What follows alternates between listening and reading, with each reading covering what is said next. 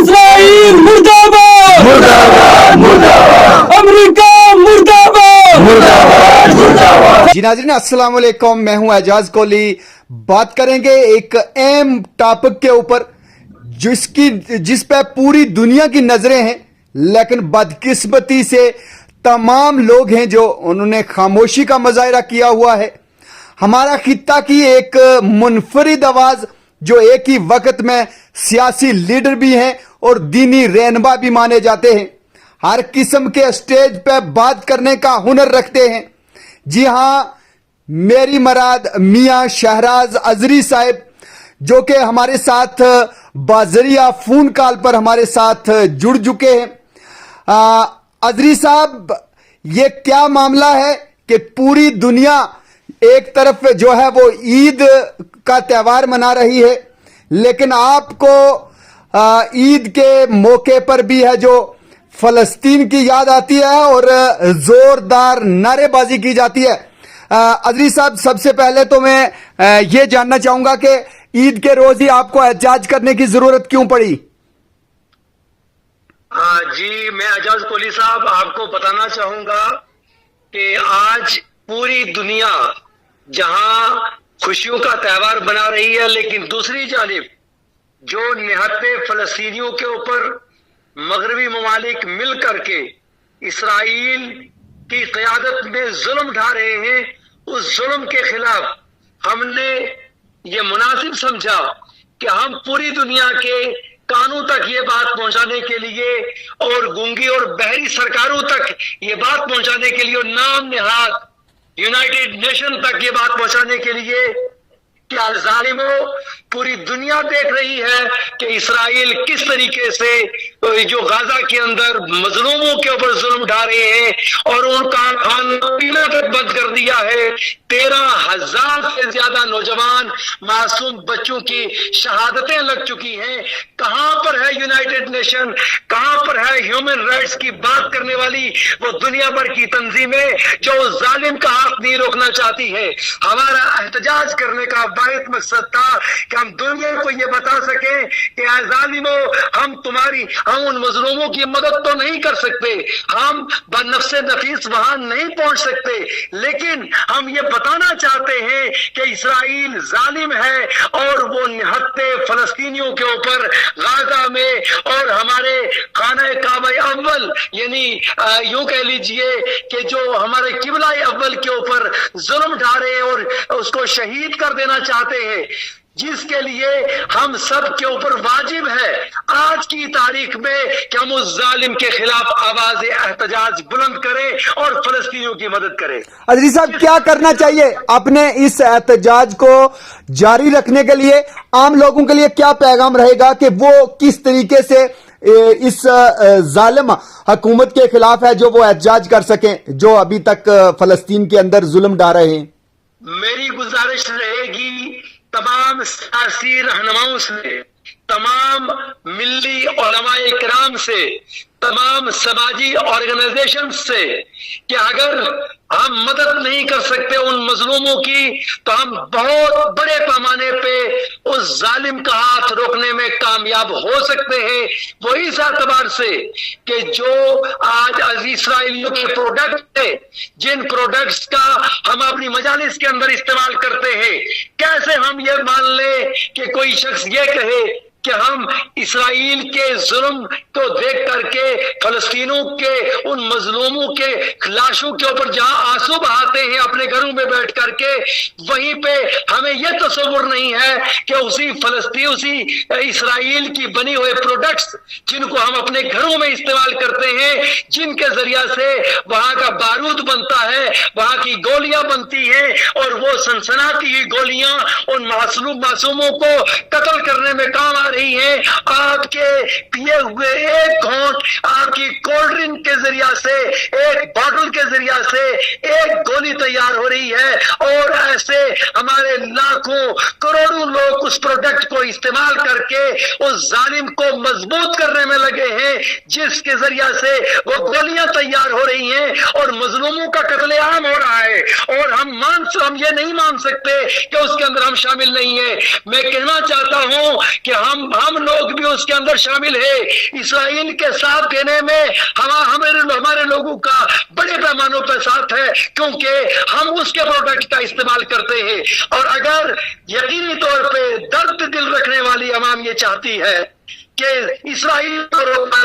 मुस्लिम फलस्तीनियों की मदद की जाए, बेहतरीन तरीका है आपके पास कि आप उसके प्रोडक्ट्स का बाइकआउट कर दे। ये खून है ना, हक पी रहे हैं आप ये जो कोल्ड ड्रिंक का इस्तेमाल कर रहे हैं, आप उन फलस्तीनियों का खून पी रहे हैं। मैंने आज वादा लिया है अपने उलमाए किराम से, अपनी मजालिस के जरिया से, कि हम उस जालिम फलस्तीन और उस जालिम इसराइलियों के खिलाफ आवाज एहतजाज बहुत बड़े पैमाने पर दर्ज करने जा रहे हैं। और ऐ ईमान वालों, अगर तुम ये जज्बा रखते हो और फलस्तीन करना चाहते हो, इसराइल को जालिम समझ रहे हो, तो आपको आज ये अहद लेना पड़ेगा कि जो जहर आप पी रहे हैं, दूसरे लफ्जों में आप इसराइल की मदद कर रहे हैं। और जब तक इसराइल सुधर नहीं जाता, जब तक ये जुल्म गाजा की और फलस्तीन के मुसलमानों के ऊपर बंद नहीं करता, तब तक हम ये एहतजाज बेहतर तरीका से जारी रखेंगे।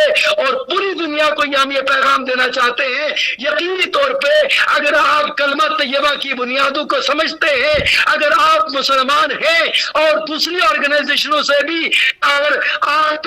जो इंसानियत का दर्द रखते हैं, तो आपका ईमान तब मुकम्मल होगा कि आज से आप अगर ऐड करेंगे, इस एहतजाज के जरिए से दी हुई काल का पहरा देंगे और इस वीडियो को ज्यादा से ज्यादा शेयर करेंगे और इस पैगाम को घर घर पहुंचाएंगे। ये आपके ईमान का तकाज़ा है, ये अमानत है आपके पास कि अगर आज आप समझते हैं कि अगर आपका बच्चा इस मकाम पे शहीद हो रहा होता,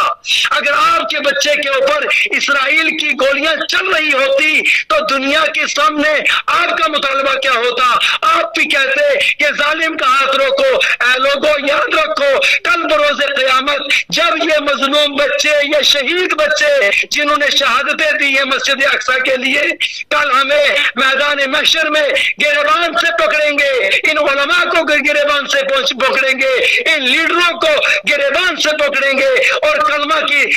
तैयबा की बुनियादों के ऊपर सिर्फ दावा करने वाले ऐसे नाम निहाद हम जैसे लोगों का गिरेबान पकड़ेंगे कि जब हमें इसराइल शहीद कर रहा था, तो जालिमों तुम उसका प्रोडक्ट इस्तेमाल करके तुम उसे मजबूत कर रहे थे। तुम्हारे पैसे से जो बनी गोलियां थी वो हमारे ऊपर गिराई गई, तो तुम्हारा अफसोस बेकार का अफसोस था। अगर अफसोस करना ही था तो जालिम को किसी तरीके से रोकते और हमारी मदद करते। याद रखें मुसलमानों और दुनिया के लोगों, ह्यूमन राइट्स वायलेशन हो रहा है। हम पूरी दुनिया से ये अपील करते हैं कि अगर आप दर्द दिल रखते हैं तो उन निहत्ते मुसलमानों के ऊपर जो अत्याचार हो रहा है उसको रोकने के लिए इस आवाज में आवाज मिलाए, इस एहतजाज में एहतजाज दर्ज करवाए। और हम अपने मुल्क की हुकूमत से कहना चाहते हैं, सदर जमहूरिया हिंद से मुतालबा करते हैं कि आप अगर दर्द दिल रखते हैं,